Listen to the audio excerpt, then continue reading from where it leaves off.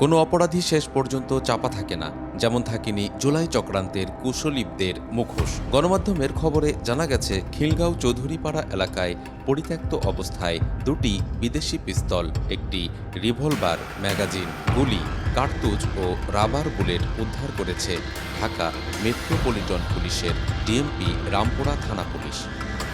শুক্রবার ১৬ মে ২০২৫ বিকেলে অভিযান চালিয়ে এসব অস্ত্রগুলি উদ্ধার করা হয়। উদ্ধারকৃত অস্ত্রের মধ্যে 7.62 বোরের চাইনিজ রাইফেলের ১০ রাউন্ড গুলি রয়েছে, যা গত জুলাইয়ের ছাত্র আন্দোলন দমনে ব্যবহৃত গুলির সঙ্গে সাদৃশ্যপূর্ণ বলে প্রাথমিকভাবে ধারণা করা হচ্ছে।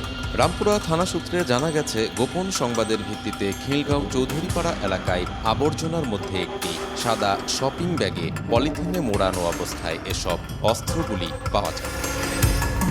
উদ্ধারকৃত সামগ্রীর মধ্যে রয়েছে ৩টি খালি ম্যাগাজিন সহ 7.05 বোরের দুটি বিদেশি পিস্তল, যার গায়ে মেড ইন ইউএসএ লেখা, দুটি তাজা গুলি ও একটি কার্তুজ সহ একটি রিভলভার, একটি চার্জার সহ 7.62 বোরের চাইনিজ রাইফেলের ১০ রাউন্ড গুলি এবং শটগানের 7টি রাবার বুলেট।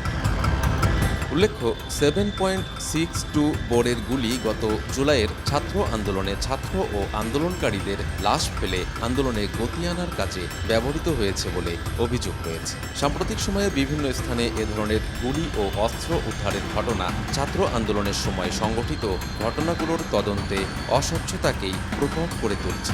বিশেষ করে জুলাই আন্দোলন যে জনতার কোনো আন্দোলন ছিল না এবং তা পরিকল্পিত ষড়যন্ত্রে মানুষকে খুন ও পুলিশ হত্যার মতো অপরাধ সংঘটিত করেছে, অবৈধ অন্তর্বর্তী সরকার বিচারের নামে যে প্রহসন শুরু করেছে তা নস্যাৎ করতে আজকের উদ্ধার অভিযানই বড় প্রমাণ।